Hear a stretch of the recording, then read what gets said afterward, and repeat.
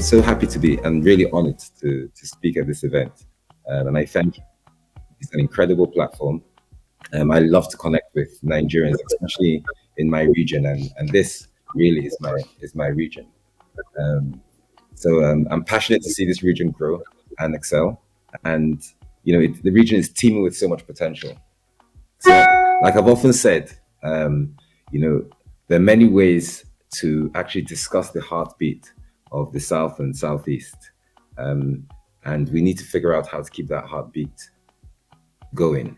So I'm perhaps going to start with a small story to explain how how the South is so ambitious, notwithstanding all the challenges from the inside and the outside. Perhaps we can move to the next slide. So I'm going to tell a very short story of my cousin Ike, just to give an example. So my cousin Ike started an electronics shop in Port Harcourt, and it was fairly successful. He had read electronic engineering at university. It was fairly successful, and at Christmas he went home. He celebrated with his friends and family. This new shop was quite successful. Uh, when he got back to the shop after Christmas, on the left side of the shop was a new shop that had opened, selling exactly the same thing, electronics, right? And it had a big sign at the top, and it said lowest prices here. And he thought, wow, that's quite unfair. But he found out that that shop was actually opened by his first cousin, who he had been telling about his business. Anyway, he just got on with it, forgave his first cousin, and continued working. Um, a few months later, another shop on the right side of his shop opened and had a big sign that said best deals here. And that shop was opened by one of his best friends. So now he was in the middle of two shops, opened one by his cousin and one by his best friend, selling exactly the same product. So he thought, what does he do? Does he give up? No, he didn't give up. So what he did, he went to the sign maker, right, and printed a big sign, and it said main entrance here, and he put it on top of his shop. Now, the moral of that story is, yes, there will be competition, and yes, you have competition from your friends and from your family, but the market is big enough. One has to be inventive, creative, motivated, and resilient at all times, and that's why I like the story of my cousin Ike, because it ticks literally all those boxes. And now let's talk a little bit about the region we're in. So I've put a map of Nigeria generally, and in green and in pink at the bottom you see the southeast and the south south. And it's amazing that when you look at the landmass of the southeast and the south south, there's about 115,000 kilometers. And when you compare that to the overall size of Nigeria of 900 kilometers, and we represent 12.5% of the landmass. But in GDP terms, the south east and south south generate 55 trillion naira of GDP as it relates to the entire Nigeria. 165 trillion naira. So we control 33% of the GDP of Nigeria, even though we only occupy 12% of the landmass. We also control 25% of the population. So of the 200 million people, we have over 50 million people resident, living, working in the southeast and the south south. That in alone is a huge economy. It's larger than the size of Germany. It's larger than the size of France. It's very close to the size of Great Britain. And it's larger than many countries in Africa, and I include Kenya and South Africa in that. So that tells you a little bit about the potential of what we can do in our region. And our region has many pluses, right? So there's the coal, oil and gas, agriculture, farming, crafts, fishery, trade. Education is a big business in our area because we want to get educated. It's a big trading hub, and many parts of it, whether it's at Bow Nature and beyond, a big trading hub. There's a big hospitality and leisure content, and there's a big commerce content. So in our region, there's the good, the bad, and the ugly. And when I look at the good, the bad, and the ugly, I say this not because we can't turn the bad and ugly to good, but I say this because you have to be aware of the challenges you have to be able to solve them. So when I look at sort of our IGR, so take one of the states in our region, River State. It has an extremely high IGR. It's second in the country. I look at that as good, right? And it should be able to do better because it has less reliance on foreign and on federal governments. inflow inflows. What I say it may be the bad, may be that a number of states within our region still rely heavily on the federal government allocation. And what I call the ugly is the unemployment rate, the crime, and some of the safety concerns. So how are we going to get out of this? And what are our sort of poster child examples? Can I see the next slide, please? So I'm going to zoom out into the world, right? And I'm going to tell a tale of two cities, and many of you would have heard, and some of you would have been. So let me start with Dubai, which is the city on the left. So Dubai, 50 years ago, was a desert, right? Today is the most visited city on planet Earth, right? So it has rich resources in terms of land, but it was literally all sand, right? Many people, but it was really missing a true identity.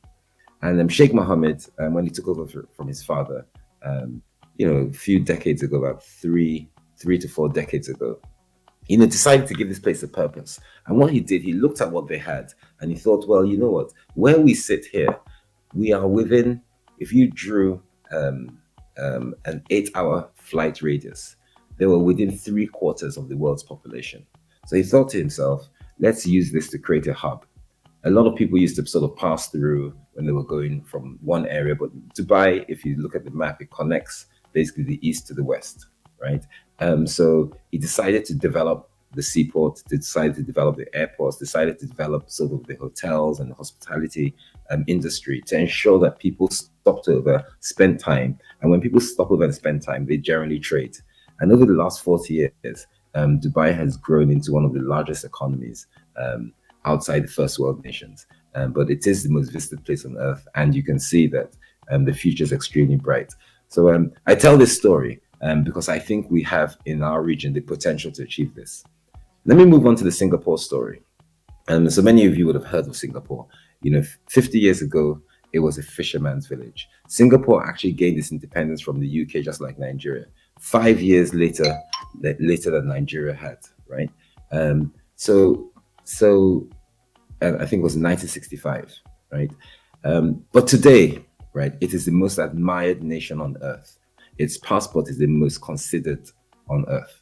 And what that means is one family and one leadership, albeit a fairly autocratic leadership, has changed the values and the destination of people's, or the values of people's minds about Singapore. Yes, it has a technocratic leadership, and regardless of any political leanings, it has decided that it wanted to be in a certain way. So what did Singapore do? Singapore has no real natural resources. And what it did, it looked at itself as a hub and it wanted to be a financial hub. But to do that, it had to have best in class in all its services. So the Prime Minister, Lee Kuan Yew, said he has this philosophy called MPH. So the first thing he said is meritocracy. Everybody who has a position gets it because he's earned it, not because it's my brother or it's my sister or it's my friend or it's a member of the family. But meritocracy was the key thing, and that's what the M stands for. The P was pragmatism. And the idea behind pragmatism was that whatever you need to do it, and you need to be pragmatic about it in this world. So to bring it to basic examples, if you have a cat and you get a cat to kill rats, right? It doesn't matter whether the cat is black or white, it will kill a rat, right? So they were pragmatic about how they went about their business.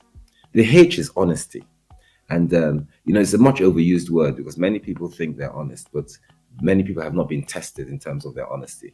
But what they did is they created a situation where it was important, not just important, but it was only acceptable to be honest. So they punished severely dishonesty and made sure that everybody worked for the greater good. So wind forward 50 years later, it's one of the richest countries in the Southeast. It's very heavily visited, but it's certainly one of the most admired countries in the world. So I tell these two stories because I think to be able to achieve anything in life, one has to set its targets of where it wants to be.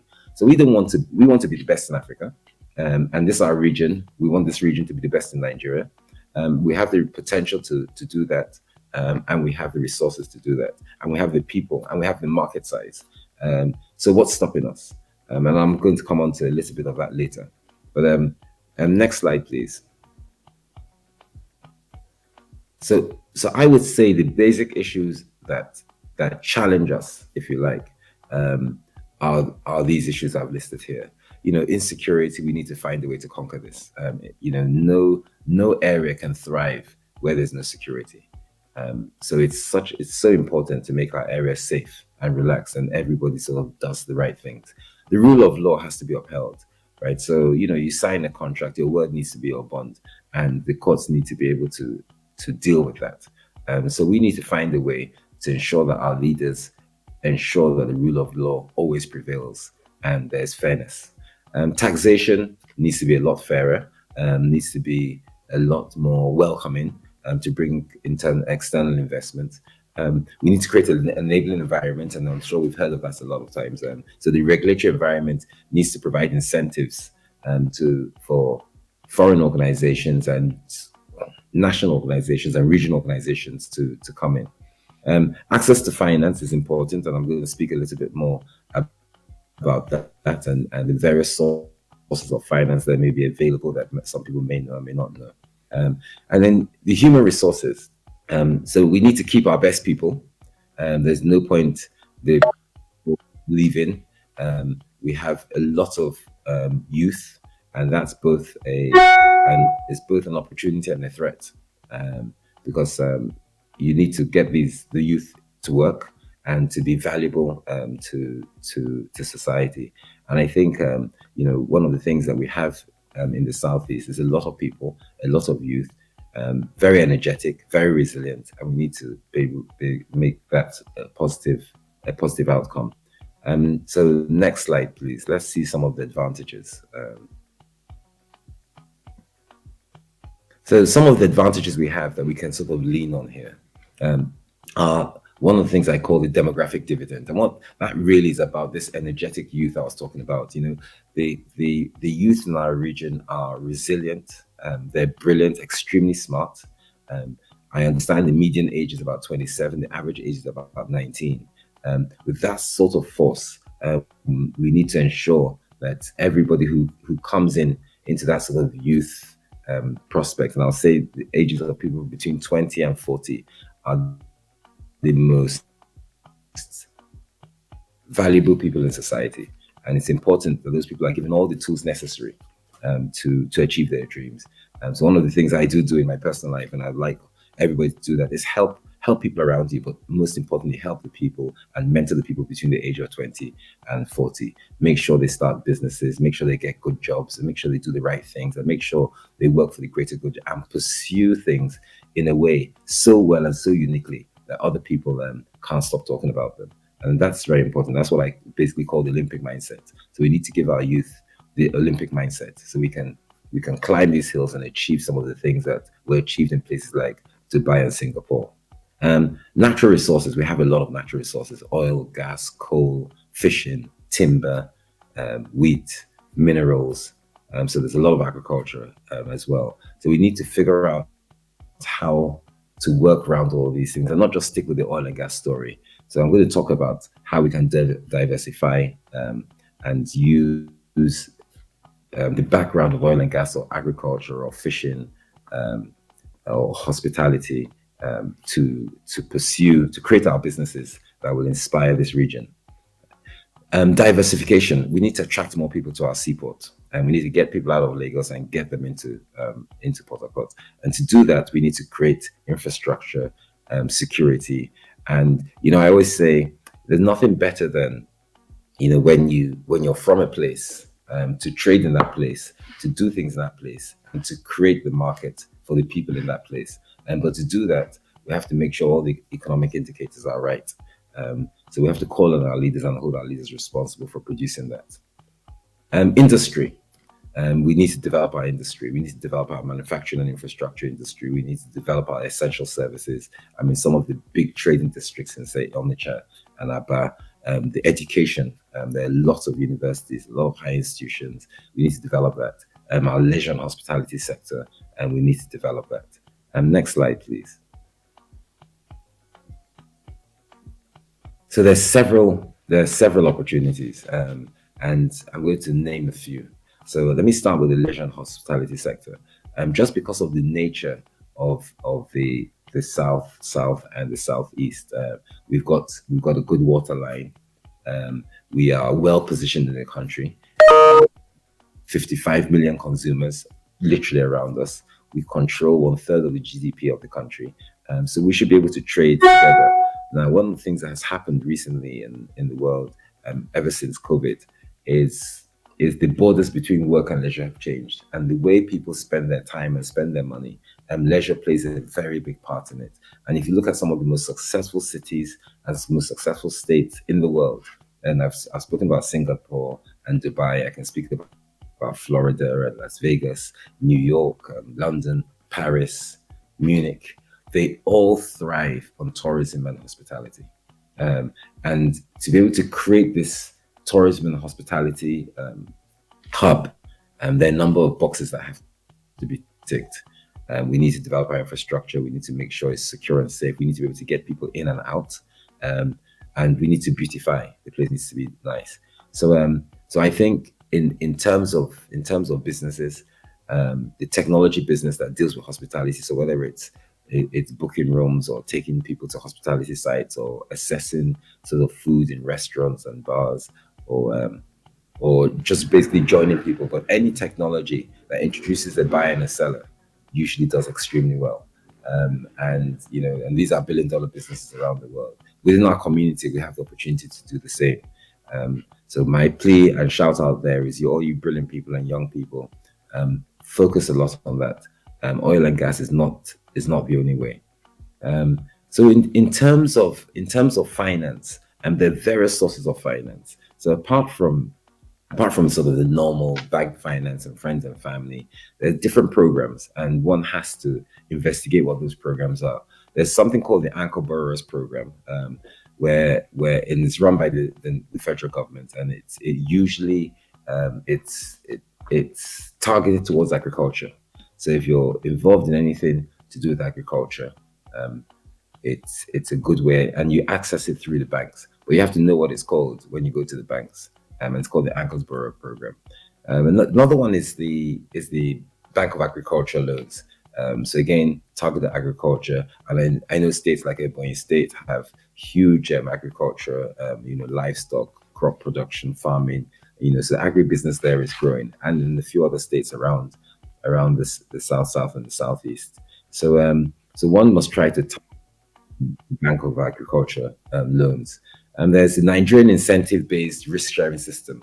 I think it's called NIRSAL, and it basically provides sort of risk mitigating mechanisms, and access to finance for agricultural products as well. Products. So all the financial institutions give these loans as well. And these loans are very low interest loans, so it's important to access them. There's also the Nigerian Content Development and Monitoring Board and NCDBMB, and they provide funding and support for local companies and entrepreneurs who are interested in the oil and gas industry. Again, distributed through the banks. So one has to look at that. They also provide funding for technology too. I think both Ebonyi State and Delta State have their own specific agricultural funding platforms, and those are accessed through the civil service. And then they send you to the banks. Then there's the Small and Medium Price Development Agency of Nigeria, and I'm sure we've all heard of that, and SMEDAN, SMEDAN. And they offer loans and support to small businesses and traders across our region. So it's important, and this is probably one of the easiest funds to sort of access. So it's important to try to access that. Then there's the Youth Enterprise and Innovation. I think it's called UWIN. And it's a federal government program. It provides grants. So it's not even loans. These are grants, and it supports young entrepreneurs. So you just need to be engaged. I think the age is under 32, right? And you need to be engaged in trade and commerce. You have to have a good idea. You have to have a marketplace. You have to have started it. And it helps you, it gives a ground for you to sort of improve it and structure your business. But remember, in business, when you start a business, start it the way you mean to continue. Just assume one day you're going to be a global company. So make sure the governance structure is right and the structure of the business is right. And that's what will enable you to tap into loans, grants, and also tap into expertise, and there's so much expertise available. Um, leadership, leadership. I've spoken about quite a few times, and I suppose one of the things that turned both Dubai and Singapore around was ensuring that there was a good leadership program. People had an Olympic mindset. They did what they said, right? And they had these good old fashioned principles, as I say, of excellence. Be excellent all the time. Do things in a way that nobody else can. Integrity is, be a good person. There's loads of opportunity there and very little competition. So be a good person. In the long run, it always pays. And then lastly, hard work. There's no, you may have an excuse for people to have more talent than you or to be more creative than you, but there's no excuse for anybody to work harder than you. So I think in life, one of my big mottos is do whatever you can, leave no stone unturned, work as hard as possible to achieve your dreams. And to do that, we need the right leaders in place.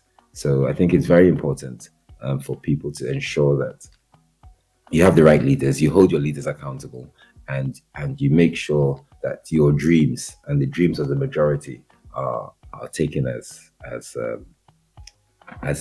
the main platform.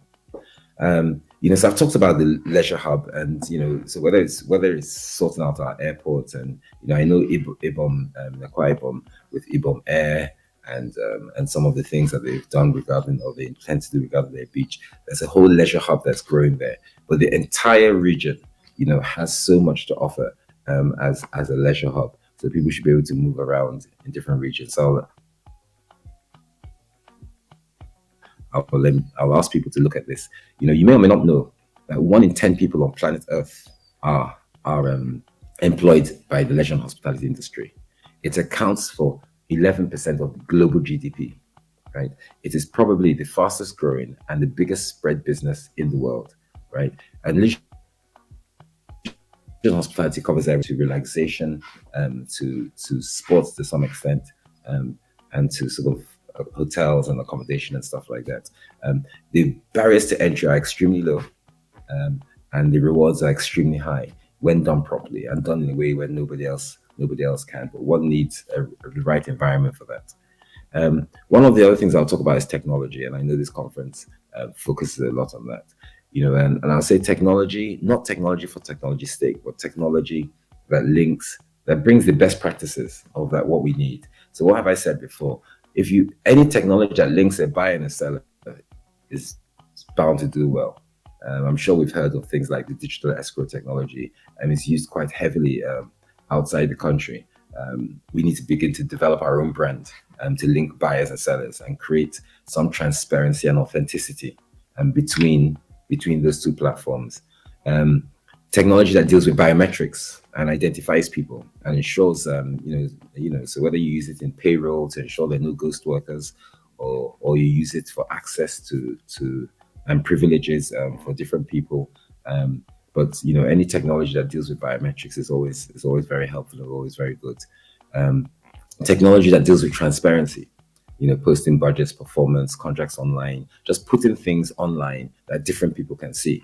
It's the way the world is going. Any technology that deals with transparency always does well. We've talked about technology in leisure,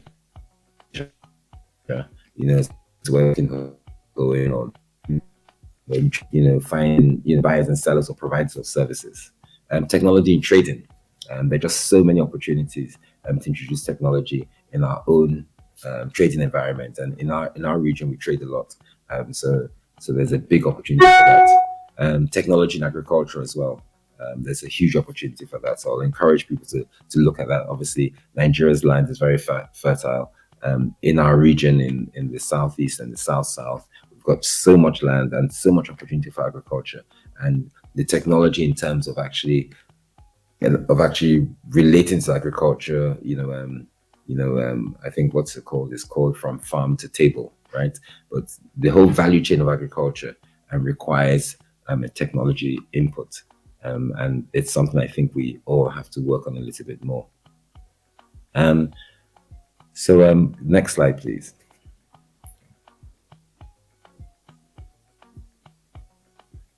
So so this is my final slide, and I want to basically close by saying, disruption is a very necessary element of social change.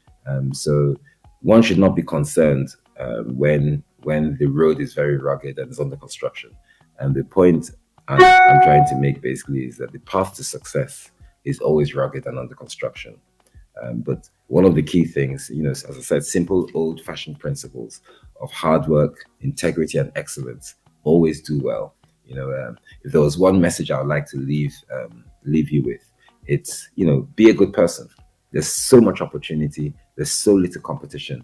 In Nigeria and in our region, excellence is certainly a currency, right? And in starting your businesses and in pushing your businesses, make sure your business satisfies the needs of the mass market. We've talked about the statistics. We may only occupy 12% of the country, but we control 33% of the GDP, and we control over a quarter of the country's population. More importantly, we control the youngest, most vibrant people ever to set foot in Nigeria, and we've got to make that count. So I have a saying on my wall, and it says, if you want something you've never had, you've got to be prepared to do something you've never done. And that means, look, to achieve great things, it's not going to be easy, right? So we've got to find a way to make sure that togetherness, we stay together. We have some of the best states, best performing states, and some of the worst performing states in our region. They sit side by side, share common borders. We need to even this out and make sure that these states all prevail, all do well, and all excel. So I'll leave you with the final saying that says, the opportunity of a lifetime, yes, only exists within the lifetime of that opportunity. And what I mean by that is, right now, the opportunity is now, right, to change our region and to take it to a place where it needs to be. But the opportunity for you is more important. And you are exactly where you need to be to make the change you want to see. Thank you very, very much. I'm more than happy to take questions if there's a platform for that. My question is, in our generation, I have made a research as in what are the causes that make our youth not be much effective on their dreams, and and and I have found out that the reason why our youth don't achieve or go far as they want to achieve is because of the lack of funding. Because we don't have a leader that can able to sponsor your dream, or just finance you or what you want to achieve in your life. They under the process of the planning and the building their dream, their businesses, they often lost courage because of the lack of finance. I have seen many youths in our society, in our university, they are building dreams or building businesses, but as at the long run, they have failed because of the lack of. But I think that we should look up to that and find out the next solution. Thank you very much. Thank you. I hope I got I couldn't hear you very well, but I think I got the drive. So, I think I've spoken about the youth a lot, and in my organization at Landmark, and we employ 3,000 people. Um, about 85% of them are the youth, are between 20 and 30. And what's important is to make sure that one recognizes that there's an opportunity, but no opportunity is easy, and most of these opportunities come as challenges. But I think the biggest thing holding the youth back in this country is literally just leadership. And one of the big things that we have to do is we've got to go out there and choose the leaders we want, the leaders that will change our lives, and the leaders that will focus on the future and focus on the youth. They say a vote is a prayer about the sort of world you want to see. So I think it's important when elections come to vote, when you have the opportunity to talk when there are leaders in the room, and to speak the truth, and to say what you want. Um, and on our own end, to just be good citizens, because as they say, bad governments are elected by good citizens who don't vote. Um, so so I think one of my most important messages to the youth would be, take control of your own leadership, and make sure you play a part in that leadership. We have one more question for you, Sir Paul. Yes, please. Hi, Paul. My name is Chima.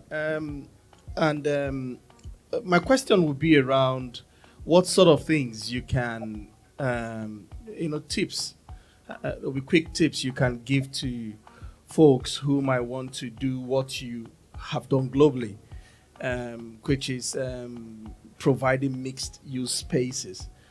How do people set up, say, hubs, tech hubs, around places in southeast? What are some of the things that folks can start to consider? How do they actually think about these things, and start to pull people resources together?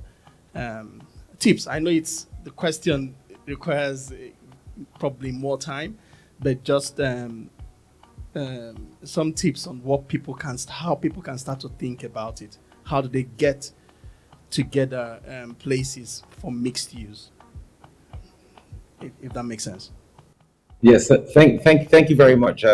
Because I spent the last part of my presentation trying to give some of those tips.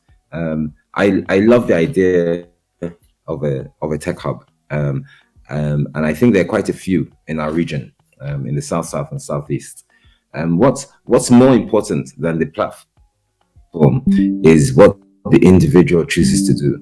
And many people do things other people have done and they think they're brilliant.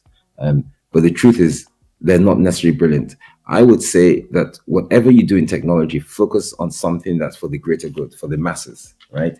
Because if you think of an idea that can change your lives or make the lives easier for a lot of people, right, and it's relevant, then you'll eventually do extremely well. People have raised a lot of money and there are a lot of funds available. So there's startup funds for technology, there are grants for technology, and there are competitions that people enter. There are just so many opportunities in the technology, but it's important to make technology relevant to the region you're in. So, I spoke about the hospitality industry. I think any technology in the hospitality industry will do extremely well in this region. I think any technology that deals with the trading industry, that introduces buyers and sellers, that presents transparency and authenticity, yes, I think will do extremely well as well. Any technology that deals with agriculture, right, enables farmers to know when their crops are going to harvest, connects farmers to buyers, deals with the value chain of farming or agriculture, I think will do well. So 3 steps. Think of a good idea. 1. Step 2, execute that idea in a way very few people can, right? And what I mean by that is be absolutely excellent. Don't take shortcuts. Execute the idea in a way that very few people can. And then the third is prepare for success. A lot of people get success, don't know what to do with it. They spend a lot of the money that they should have reinvested, either buying cars or buying clothes and things like that. One has to realize that discretion is very important. You make a choice. You can't open both doors and take them.